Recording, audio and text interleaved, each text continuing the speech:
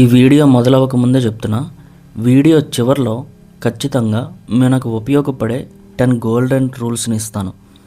అవి మాత్రం మిస్ చేయొద్దు. ఇప్పుడు మనం ఒక్కొక్క విషయాన్ని లోతుగా స్టెప్ బై స్టెప్ చూద్దాం.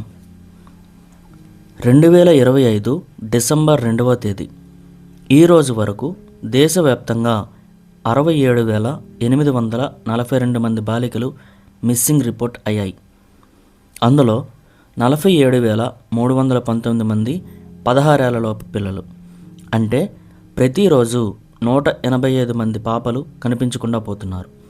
ప్రతి 8 నిమిషాలకు ఒక బాలిక మాయమవుతుంది. ఆంధ్రప్రదేశ్లో ఒక్కటే 9,847 కేసులు నమోదయ్యాయి.